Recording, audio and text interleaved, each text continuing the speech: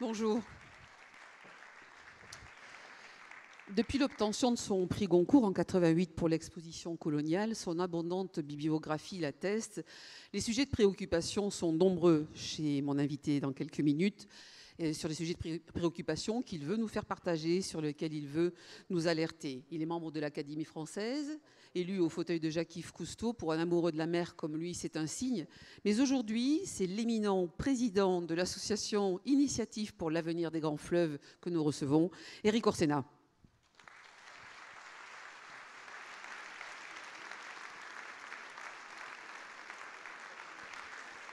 Peut-être. Le temps de remonter le courant.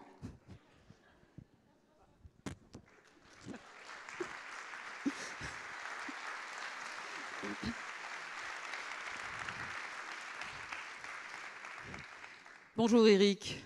Bonjour madame. Ce garçon est poli. Vous dites qu'une ville sans rivière, sans fleuve est une ville orpheline. Alors Pau et son gave sont très très heureux de vous accueillir. Pourquoi selon vous une ville est orpheline si elle n'a pas la chance d'avoir un fleuve ou une rivière qui la traverse? D'abord, je suis extrêmement content de parler de la rareté d'eau un jour comme aujourd'hui. Oui. Ça tombe bien. Donc vous allez assister à une conférence conceptuelle. Aussi parce que d'abord l'eau c'est la vie, et l'eau c'est le récit de la vie, et l'eau c'est le miroir de la vie. Et l'eau c'est au fond le miroir, mais pas seulement pour voir notre tronche. L'eau c'est ce qui permet de regarder notre société. Dis-moi comment tu respectes l'eau, comment tu produis l'eau, à qui tu distribues l'eau, comment tu l'utilises, comment tu l'utilises, comment tu la recycles ou pas, à quel prix, et je te dirai à quelle société tu appartiens. Donc c'est pour ça qu'une ville sans eau est une ville sans récit. Et un autre élément, c'est que la plupart des êtres humains dans le monde essayent d'être près d'un rivage, soit de rivière, de fleuve, soit de mer, comme s'ils avaient envie d'être branchés sur un Wi-Fi naturel. Alors c'est pas déjà en 2008, lorsque vous aviez écrit votre livre L'avenir de l'eau, vous disiez votre inquiétude de l'avenir de cet élément-là, de la façon dont on s'en servait. Aujourd'hui, quelle est votre inquiétude? Pourquoi votre inquiétude est à ce point importante sur ce qui concerne les grands fleuves? Alors, je vais vous raconter une histoire qui date de peu de temps, qui date de à peu près 1 an. Il se trouve que le président de la République m'avait confié une mission pour essayer d'ouvrir plus les bibliothèques. Donc j'étais avec le maire de Toulouse, on discutait tous les deux, le téléphone sonne et c'était le préfet de région, à l'époque Pascal Mayos, qui me demande de venir le voir. Je vais le voir, et il me dit, écoutez, on m'a dit que vous étiez spécialiste de ces questions, j'ai un petit problème, j'ai plus d'eau dans la Garonne. Qu'est-ce qu'on fait? Et comme je savais qu'il se passait exactement la même chose sur le Rhône, je me suis dit, oh là là, les questions de géopolitique de l'eau ne sont pas uniquement des questions exotiques. C'est-à-dire que ça nous touche aussi. Chez nous. Et il se trouve que cette sorte de solidarité de fait entre les différentes parties de la planète, ça me passionne. Il se trouve que à l'Académie française, je suis au fauteuil de Pasteur. Pasteur, ça veut dire quoi? Ça veut dire essayer de les aider à retrouver de l'argent et aussi à expliquer ce qu'ils font. Et donc on est sans arrêt dans ces questions-là. Et écoutez bien ce que l'on dit, parce que j'ai travaillé sur les moustiques, et vous savez que les moustiques commencent leur vie par une dizaine de jours dans l'eau, et que s'il n'y avait pas d'eau, il n'y aurait pas de moustiques. Il y a cette phrase terrible qui définit une maladie émergente. Qu'est-ce qu'une maladie émergente? C'est une maladie qui commence à toucher un pays riche. Ça va? Même après le déjeuner? C'est bon? Quelle est la situation cette association dont vous êtes le président? Je vous présentais en tant que telle, Initiative pour l'avenir des grands fleuves. Quelles sont ses missions et comment pouvez-vous agir pour, pardon de ce jeu de mots un peu facile, aller contre justement le courant de ces fleuves dont certains aujourd'hui ne débouchent même plus sur la mer? On peut parler de certains de ces fleuves. Alors, nous avons créé cette société il y a 5 ans avec la Compagnie nationale du Rhône pour essayer de réfléchir aux questions des fleuves. parce que tous les fleuves du monde rencontrent les mêmes problèmes. Premier problème, c'est un problème de rareté. Deuxième problème, l'inondation, puisque vous savez que le réchauffement climatique, c'est d'une certaine manière la fin des climats tempérés. Donc vous enchaînez des moments où il y a énormément d'eau et des inondations à des moments de sécheresse. Il y a des questions de pollution. Et puis, il y a d'autres questions assez particulières. Première question, la question des deltas. 800 millions d'êtres humains habitent un delta. Pourquoi? Parce que le delta, par définition, est une terre extraordinairement fertile.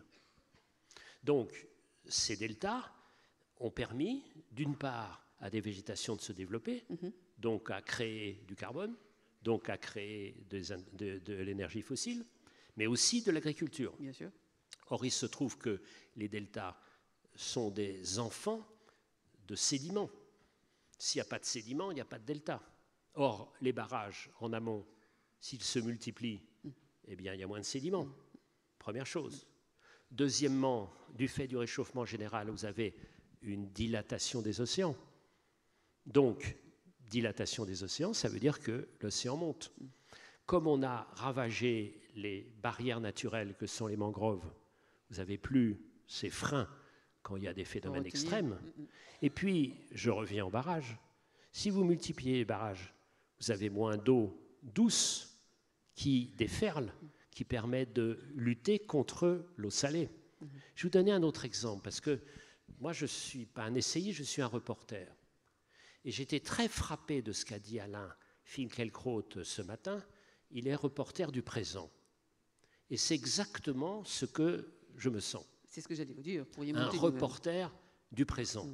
Je vais à Calcutta et je rencontre le maire de Calcutta qui me dit « Écoutez, puisque vous allez au Bangladesh, vous allez dire à ces gens que leur immigration n'en peut plus.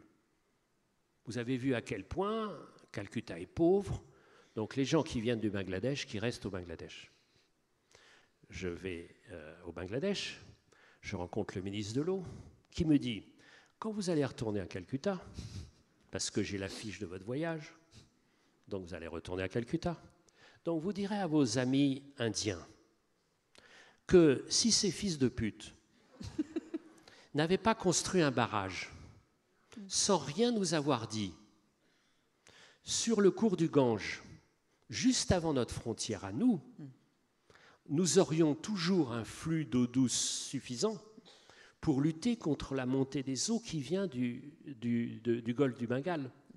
Et nos rizières continueraient à produire du riz, ce qui fait que nos agriculteurs n'auraient pas été obligés de se réfugier d'abord dans notre capitale à Dhaka et ensuite de fuir jusqu'à Calcutta. Donc tout ça pour vous dire que je suis un reporter de ce genre de mécanisme, de ce genre d'interaction. C'est pour ça que j'ai commencé ma vie, moi, comme économiste des matières premières, et je suis de plus en plus géographe. Qu'est-ce que c'est le géographe? C'est la science des interactions et des différentes échelles. Donc, et il y a une question qui est posée chez nous, question directe, question qui est une question grave, c'est la question des retenues d'eau. Vous savez qu'il y a eu un drame épouvantable à Sivins. Donc, est-ce que ça doit nous interdire le principe même de la retenue d'eau? Puisque, pourquoi il n'y a plus d'eau dans la Garonne? Je vais vous dire, c'est très simple. 1, les glaciers donnent moins. 2, il y a toujours les mêmes pratiques agricoles, et on va parler de l'agriculture qui est une passion depuis toujours. 3, on n'a plus le droit de faire des retenues collinaires. 4, le sol est complètement artificialisé. Regardez la pluie qui tombe sur Pau aujourd'hui. Est-ce que Pau est une ville éponge? Non, pas encore. Quand ça ruisselle, ça ne sert à rien, parce que ça retourne à la rivière qui va directement à la mer. Et le cycle est accéléré comme ça. Donc il faut créer des éponges dans les villes pour abreuver les nappes phréatiques. Vous voyez ces mécanismes-là. Et puis il y a la pression démographique. Donc c'est toutes ces questions que j'essaye de mettre ensemble. On dit, touche à tout, mais la spécialité ne permet pas de comprendre le monde aujourd'hui. Vous savez, j'ai commencé par des études de philosophie. Et je suis en train de travailler avec les philosophes parce que j'ai l'impression que Descartes avait tort. Il avait tort 2 fois. Il nous a permis des progrès énormes, mais maintenant, il avait tort 2 fois. Pourquoi? Parce que le discours de la méthode s'ouvre par 2 présupposés. 1, je pense donc je suis. Il y a des tas d'êtres qui sont sans penser, dont moi. Deuxièmement, il dit aucune question compliquée ne peut être résolue si on ne la découpe. Eh bien, ce n'est pas vrai. Écoutez, en médecine, il se trouve qu'avec Pasteur, je travaille beaucoup sur les questions médicales. Écoutez cette phrase, quand vous la prononcez, qui est une phrase folle, folle. La médecine générale est devenue une spécialité. C'est n'importe quoi. Et les mots veulent dire quelque chose. C'est-à-dire qu'on a les champions du monde de la chirurgie de la rotule gauche, mais on se demande pourquoi il y a eu un déséquilibre du corps qui a atteint les 2 rotules. Et là, en parlant des 2 rotules, je suis évidemment dans la généralité scandaleuse. Vous voyez, c'est-à-dire que je suis vraiment de plus en plus opposé à l'idée générale.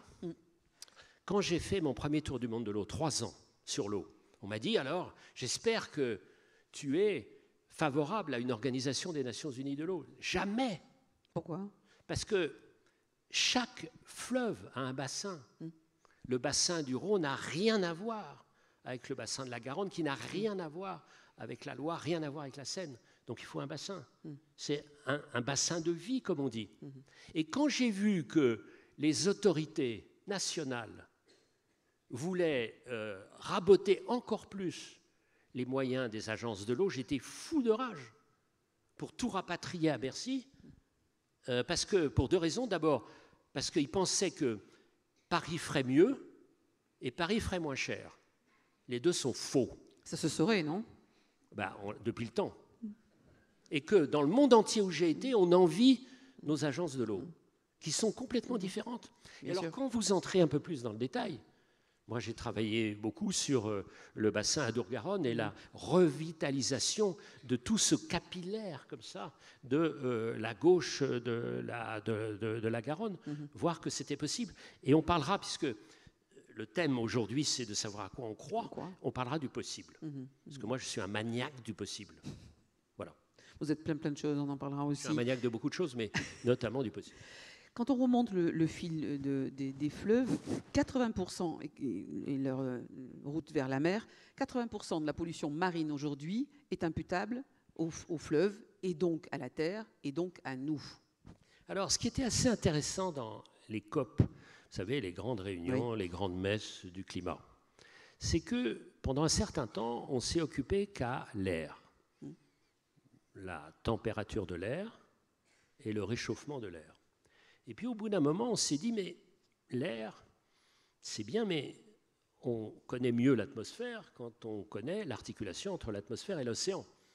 Parce que notre planète est quand même la planète bleue qui est occupée principalement par l'océan. Je dois dire d'ailleurs que l'océan, il faut employer le singulier. Il y a des mers et il y a un océan. Et donc maintenant, depuis un certain temps déjà, les questions climatiques sont liées aux questions de l'océan. Et nous, on s'est battu avec notre association et d'autres pour intégrer les fleuves. Pourquoi? Parce que, ce que vous avez dit, la santé de l'océan, c'est la santé des fleuves. Et on a des données tout à fait incomplètes disant que 4 fleuves asiatiques, les 4 fleuves asiatiques les plus importants, déversent chaque seconde dans l'océan une centaine de tonnes de plastique. C'est pour ça que nous travaillons aussi en partenariat avec la goélette Tara, qui, après avoir travaillé sur les glaces, après avoir travaillé sur les planctons, travaille maintenant sur les microplastiques. Donc j'ai participé à un certain nombre de campagnes avec elle pour prélever des microplastiques qui sont gênants parce que, comme vous savez, ça attire des tas de petits micro-organismes et c'est ingéré par les dans poissons, la chaîne sûr. alimentaire par les poissons. Donc, vous voyez, ce que j'ai appris par rapport à l'économie traditionnelle qui m'avait été enseignée à Paris et à la London School, c'était une vision d'une économie de croissance et une économie morcelée. Donc, ce que j'ai appris, c'est l'économie circulaire, et tout est lié. Vous savez, le monde, et là, aucune référence à une quelconque transcendance, le monde, il est étymologiquement religieux. Religare, relegere, relier et recueillir. Donc, c'est lié. Et quand je vois le travail que m'apprennent les chercheurs de Pasteur, imaginez ce que c'est ce luxe infini, quand vous êtes un peu curieux, d'aller de laboratoire en labo et leur demander de m'expliquer ce qu'ils font et de devoir en 3 pages expliquer ce qu'ils font dans des domaines aussi terribles, des enjeux redoutables, par exemple la dimension génétique de l'autisme, par exemple l'antibiorésistance, par exemple les maladies neurovégétatives, par exemple le passage des maladies infectieuses aux maladies métaboliques, par exemple à l'exploration du microbiote. Donc vous voyez, je suis une sorte de promeneur émerveillé du savoir. Vous savez, ce que j'adore ici, c'est la rencontre. Regardez ça. Regardez ça. J'étais jeudi soir à Genève pour Pasteur, où je faisais une conférence avec ma professeure de moustique sur réchauffement climatique et insectes. Hier, j'étais sur la scène du Théâtre des Champs-Élysées, où j'expliquais le passage entre la pièce de Beaumarchais, La Folle Journée, le mariage, à l'opéra de Mozart, Les Noces. Et là, à déjeuner, ici même, je rencontre qui? Monsieur Jean-Philippe Collard, qui est immense pianiste, qui me touche d'autant plus qu'il y a exactement 4 ans, à l'âge de 68 ans, n'ayant jamais fait de ma vie pratiqué le moindre instrument de musique, ni la moindre connaissance de solfège, j'ai commencé le piano. Et je vois ce maître. Et donc je peux vous annoncer que l'année prochaine, un récital, Éric Orsena. Évidemment, des projets sont nés. Immédiatement. Mais évidemment. Pourquoi? Parce que, à quoi je crois? Je crois au pourquoi pas. C'est ça. Le piano, pourquoi pas? Ouais. La maîtrise du plastique dans les rivières, pourquoi pas? Et pourquoi pas? Ça veut dire quoi, pourquoi pas? Pourquoi pas, c'est le nom. Agissons. Oui, c'est le nom qui avait été choisi par, comme vous savez, Jean-Baptiste Charcot pour explorer. Pourquoi pas? Pourquoi pas? Donc pour moi, pour répondre vraiment, parce qu'autrement on va se faire engueuler par le maire François, il faut répondre. Non, il me dit, de toute façon, tu es trop à côté, tu réponds jamais, etc. Monsieur François, je réponds. Monsieur François, je réponds. Et je vais te dire directement, quelles que sont les idées qui mènent le monde? Alors pour moi, c'est 1, pourquoi pas? Et 2, la haine absolue contre une phrase que j'ai entendue notamment en tant qu'ambassadeur de la lecture publique, c'est le « c'est pas pour moi ». Dès que j'entends « c'est pas pour moi », je me dis il faut mettre en place une stratégie pour qu'il y ait la réponse à « c'est pas pour moi ». La musique classique, c'est pas pour moi? Eh bien si. Et on crée ce que je viens d'apprendre, et je serai partenaire, s'ils ont besoin de moi, d'un vieux mec comme moi, encore un peu actif, l'association Camino. Donc c'est ça la bataille, c'est ça la politique. La politique, c'est pourquoi pas, et la guerre, oh, c'est pas pour moi. Donc voilà. Donc maintenant, ayant terminé, on peut laisser la place à d'autres. Absolument pas. Gardez votre micro.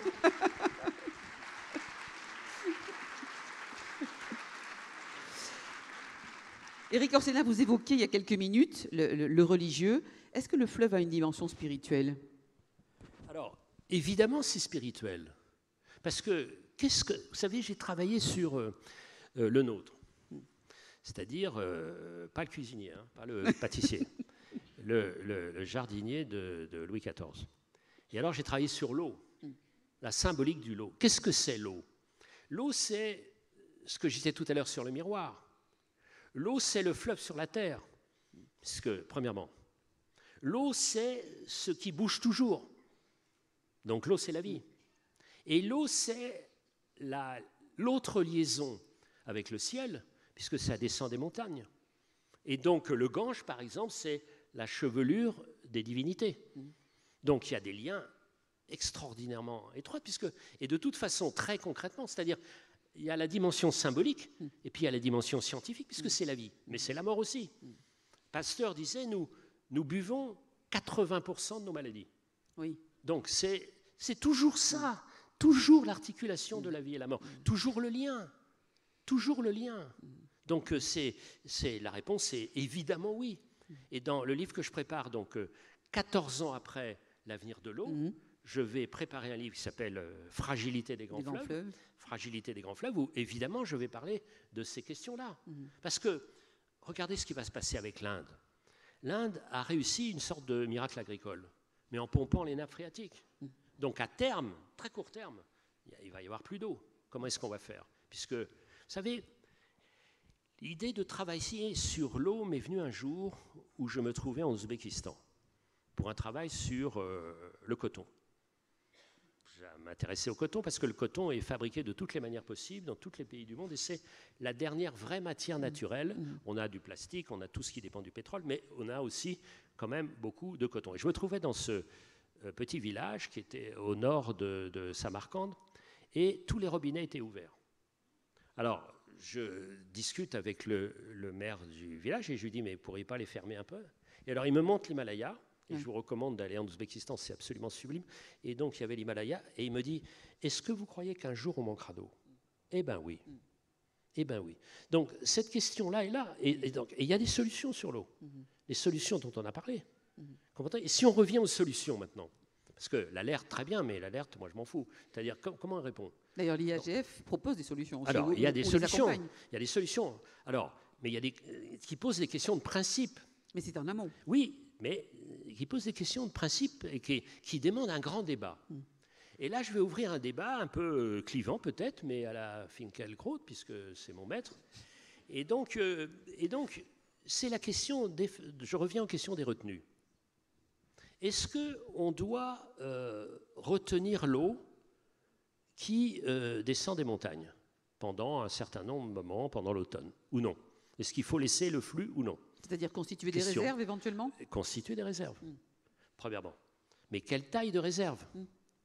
Il se trouve que j'ai été, à la suite de cet entretien avec le préfet de région, j'ai fait une longue promenade d'études entre Toulouse et Bordeaux. Et j'ai été dans toutes les zones d'élevage de canards. Dans chaque ferme, près de chaque ferme, il y a une mare. Avec le réchauffement, ces mares deviennent toutes comme on dit, des gîtes larvaires. C'est-à-dire des endroits où vivent les moustiques qui sont potentiellement porteurs de saloperies, comme chikungunya, Zika, dengue.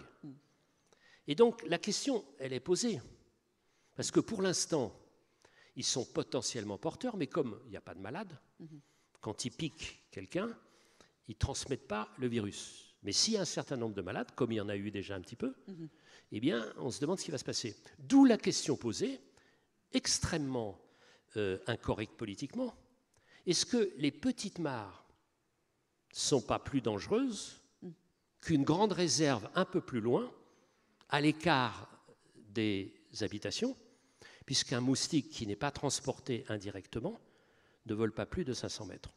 Ah, c'est la question que j'allais vous poser. C'est ça l'affaire. Si vous-même vous le transportez, si vous le faites entrer dans votre voiture, si vous le faites prendre l'avion, évidemment, il va partout. C'est-à-dire, on pense que les premiers moustiques venus d'Afrique sont venus dans les réserves d'eau de Christophe Colomb. Donc, vous voyez, il y a ce genre de questions. Autre question posée, entre le petit et l'industriel, avec des questions que nous avons qui sont des questions graves. Le livre d'après, j'ai une longue enquête qui a commencé depuis longtemps sur la question des cochons. Alors, c'est vous dire que je n'ai pas commencé par le plus désagréable, parce que ça dépend comment on le prend. Le noir de Bigorre, je suis très au point. Très bien. Le Quintoa, je suis un goûteur qu'on a qualifié de pertinent et répétitif. Oui. Mais qu'est-ce qui se passe en Chine, où j'étais il y a encore 10 jours? Ce sont les petits élevages familiaux qui ont été la source de la terrifiante peste porcine. D'où des opérations terrifiantes des autorités chinoises pour se débarrasser de ces cochons. Donc, dès qu'il y a un cochon malade, je vais vous dire comment ça se passe. Il y a, protégé par l'armée, des bulldozers qui arrivent, qui creusent un trou et qui virent, sans autre forme de procès, tout l'élevage dans le trou et referment. Ça, c'est un premier point de l'horreur. Mais le deuxième point de l'horreur, c'est de dire on va fermer tous les élevages familiaux et on va faire des fermes de cochons avec des truies sur 14 étages. Donc, je retourne en Chine pour voir un peu ce qui va se passer. Reporter du présent. Vous voyez, c'est ça ce qui... Essayez de regarder. J'ai adoré la phrase parce que c'est une morale. Il faut voir ce qu'on voit. Et il y a une autre phrase que j'aime beaucoup qui complète, c'est croire à ce qu'on sait. Croire à ce qu'on sait. Mais ce qu'on sait toujours. Eh bien justement, l'autre élément, mon savoir ici, là, mes idées, c'est le savoir. Parce que, vous savez cette phrase qui est attribuée à Einstein, mais tout ce qui est simple est faux. Tout ce qui ne l'est pas est inutilisable. Et il y a des tas de gens qui décident, c'est trop compliqué, moi je m'accroche à une idée simple, et tant pis si c'est faux. Et on le voit en politique. C'est pour ça qu'il y a des connards qui sont élus.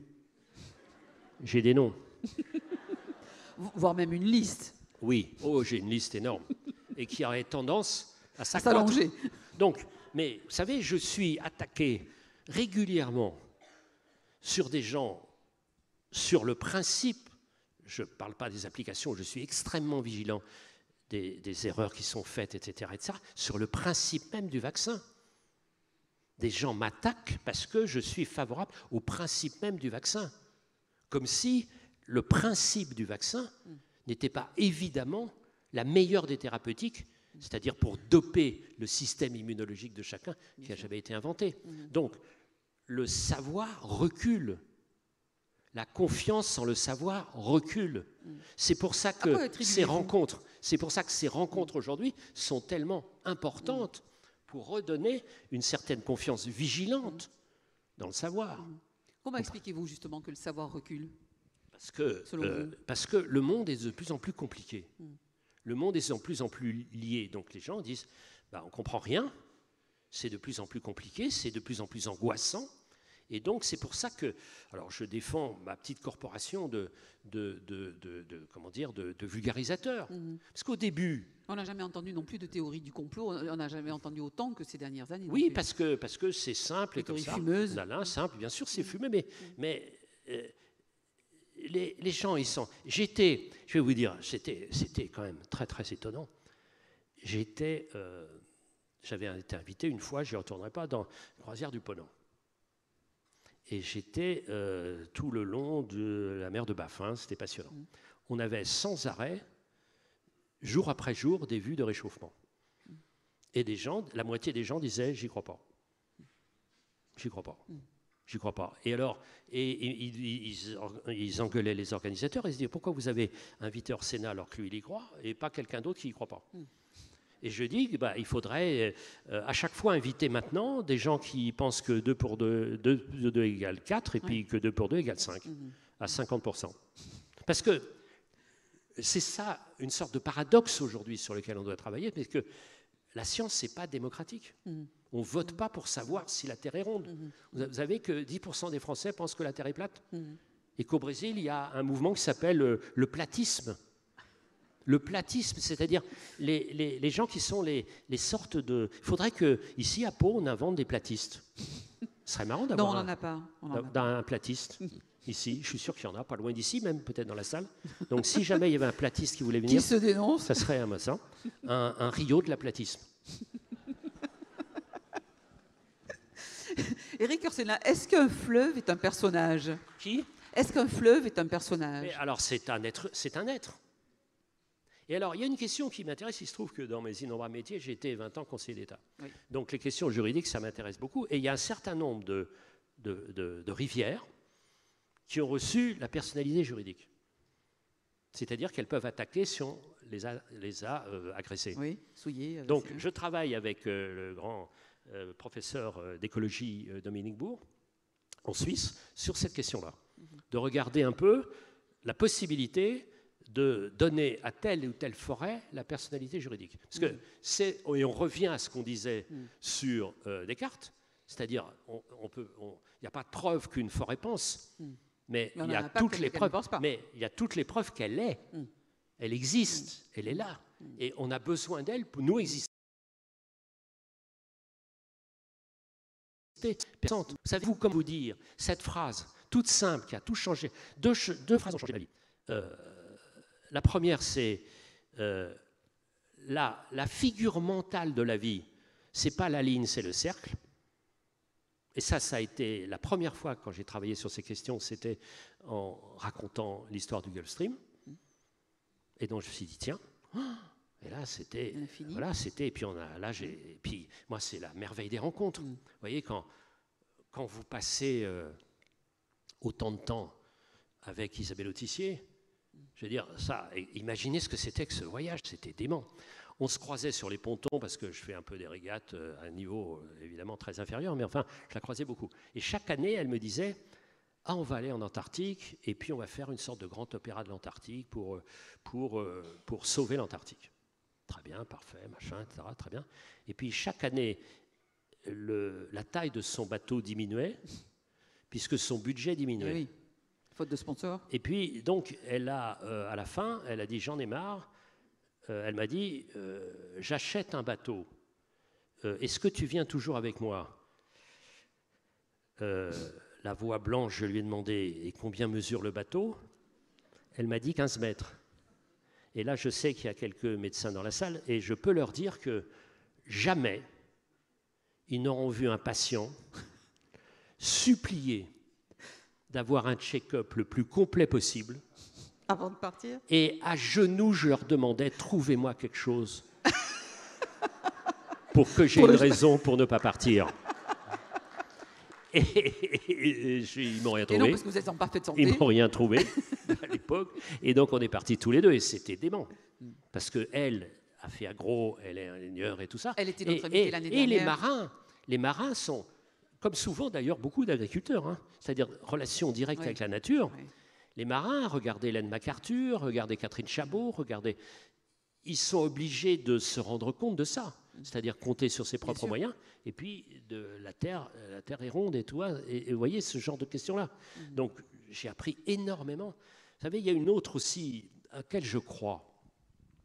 Il y a, au fond, la morale que je pourrais avoir, c'est une des morales, mais c'est peut-être la principale, c'est-à-dire se conduire sur terre comme si je devais être sur mer. C'est-à-dire à la fois être humble, parce que celui qui pense qu'il est plus fort que la mer, c'est un connard, et elle va se venger, humble et déterminé, et avoir le sens de l'équipage. Parce que quand on voit les solitaires, j'ai été parrain de tous les bateaux depuis, je ne sais pas combien de bateaux du Vendée Globe à chaque fois, ce qui me permet de faire... Vous savez, moi je vis la vie des autres. Oui. Quelle chance. Donc, oui, mais voilà. Donc, écoutez, la vie des autres, c'est quand même assez comique. C'est-à-dire qu'on m'a proposé un certain nombre de fois d'être ministre, mais la plus drôle, c'est une fois où Nicolas Sarkozy me demande de venir à l'Élysée. Et donc, je vais à l'Élysée, parce que je suis un garçon poli. Que vous connaissiez bien. Et puis, oui, parce que je l'avais vu. Et là, elle me dit, voilà, tu es ministre de la Culture. Et puis, tu auras un secrétaire d'État à la communication. J'ai dit non. Comment non? Il me dit, mais 200 personnes voudraient être à ta place. Bah oui, mais non. Non, pour toutes sortes de raisons, etc. Alors on parle, très sympathique, très tout ça, etc. Et puis il a cette phrase inouïe. Il me regarde droit dans les yeux et il me dit mais si tu veux pas être ministre, mais qu'est-ce que tu vas devenir? Et c'est pas du tout une sorte de critique des politiques. Moi, c'est par une sorte d'égoïsme que je ne veux pas être élu. Comme disait ce matin très très bien Alain, c'est-à-dire électeur ou lecteur. Moi, j'ai des lecteurs, je n'ai pas d'électeurs. Pourquoi? Parce que j'ai cette incapacité qu'ils ont, et je travaille depuis 5 ans avec l'Association des maires de France, vraiment encore, là j'étais au Congrès, d'être dans la continuité.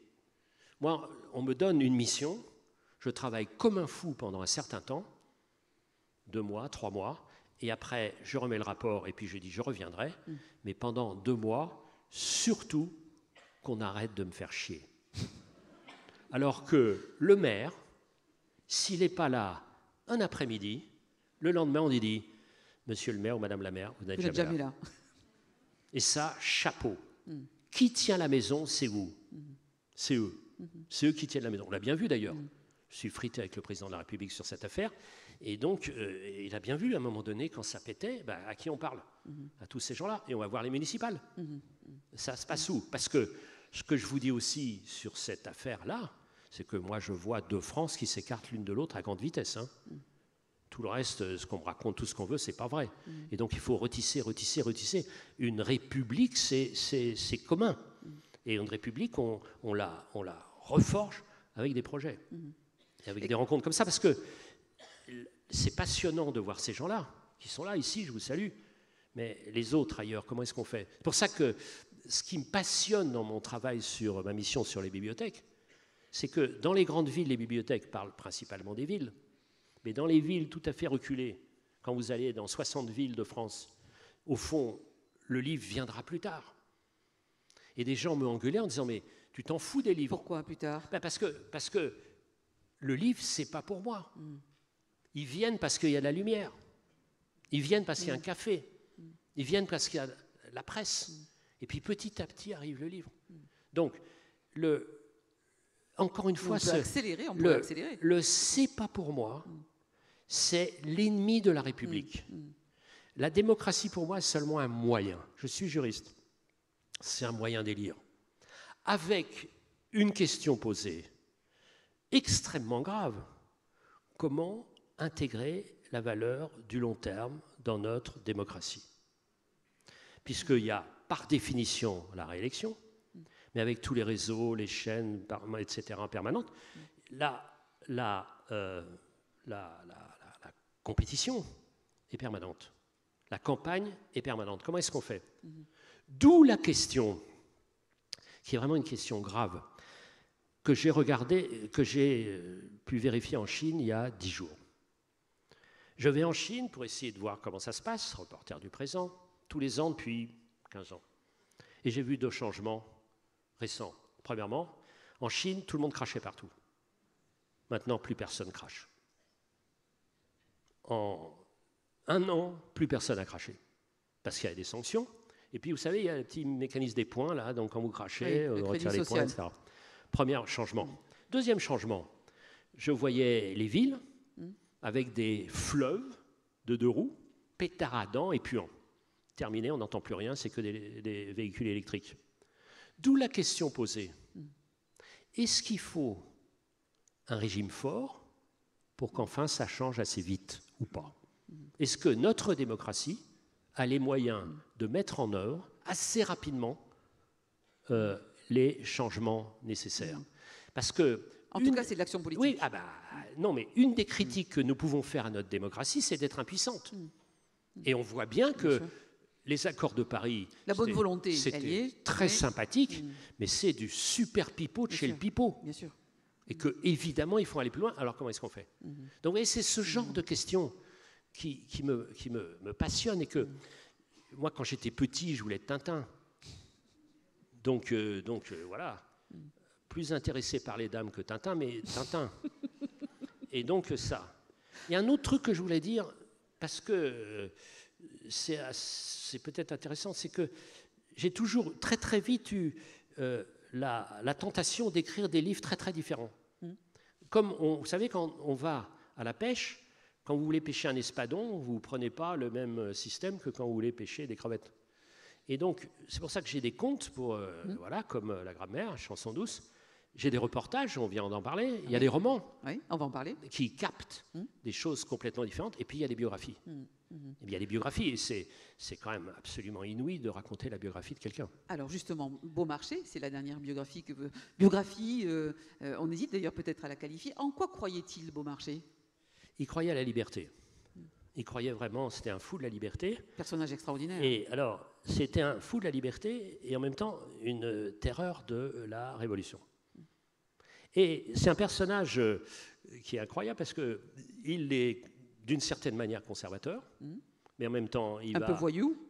C'est voyou. Ça commence très tôt, parce que son père est horloger, et il est apprenti chez son père, et il a une certaine tendance à vendre les montres qu'on lui confie pour les réparer. Donc son père le vire, mais comme il a 5 sœurs qui l'adorent, hop, les 5 sœurs disent que si c'est pas possible, s'il revient pas, elles se tirent. Donc le père rapatrie, etc. Donc c'est un personnage absolument incroyable. Et l'auteur, bien sûr. Alors, il était très convaincu de la cause américaine. Il n'avait jamais vu un bateau de sa vie, il devient armateur. 40 bateaux, qui jouent à cache-cache avec la marine la plus puissante du temps. Et puis, il est l'auteur des pièces nulles. Et puis, il a une pièce qui commence à jouer le 23 février 1775. Il a dit à tout le monde, parce qu'il est culotté comme pas possible, c'est une sorte de Ségolène Royal de l'art. Il dit « Je suis génial ». Donc, il allait dans l'Arctique aussi. Absolument. Lui, Donc, il arrive et c'est le Barbier de Séville. Et au bout d'un quart d'heure, tout le monde siffle, se lève, etc. etc. Alors, c'est là où il est inouï, parce qu'il dit « La cabale est contre moi, elle n'aime pas mon 4e acte, je lui donne ». Pendant 3 jours, il réécrit tout. Le 26 février, on rejoue, triomphe. Et le 10 mars suivant, c'est joué à Versailles. Qui joue Rosine? Marie-Antoinette. Premier acte. Deuxième acte. Le 12 octobre 1781, une dame lit à Versailles. C'est son métier, elle est la première lectrice de la reine. Devant 2 personnes. Devant la reine, qui s'esclaffe, qui adore, Marie-Antoinette, et le roi Louis XVI, qui dit cette phrase incroyable. 1781. 1781. Il dit cette phrase incroyable de prémonition. Représenter cette pièce serait une inconséquence, sauf si on détruisait la Bastille. 1781. 2 ans et demi de bataille, etc., c'est reproduire, etc., c'est finalement accepté. Lorenzo da Ponte rabote un peu ce qui est un peu plus compliqué. Et puis Mozart, pendant l'été 1785, met des notes, comme il dit. Je vais mettre des notes sur cette histoire. Et il y a ce chef-d'œuvre absolu qui s'appelle Les Noces. Pourquoi c'était un tel brûlot? Puis on a quasiment fini. Pourquoi c'était le tel brûlot? Pour 2 raisons. D'abord parce que le thème, c'est Balance ton porc. Le thème, c'est le droit de cuissage. Le départ, c'est la mesure d'un lit que le comte a offert à Suzanne pour l'attirer dans ce lit. C'est le lit conjugal, premièrement. Deuxièmement, et je vais finir là-dessus parce que je vais répondre exactement à la durée de temps qui nous est impartie, le Figaro, le domestique, dit à son patron, le comte, fortune, richesse, un rang, tout cela rend si fier. Qu'avez-vous fait pour tant de bien? Vous vous êtes donné la peine de naître, rien de plus, de reste, homme assez ordinaire. Et cette petite phrase, cette suite de petites phrases, remettait complètement en cause tout le système de l'Ancien Régime. Et c'est un non-révolutionnaire qui a mis le feu aux poudres de tout l'Ancien Régime. Je vous remercie. Mais juste...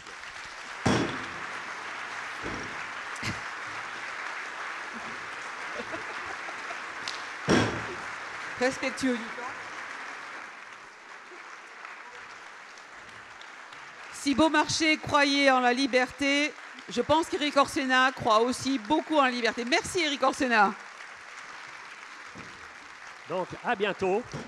Parce que là, alors, vous êtes en train d'assister à un coup de force. Car en avant-première, on peut vous dire que l'année prochaine, voilà, avec Jean-Philippe Collard, il va y avoir un duo. Je vous remercie.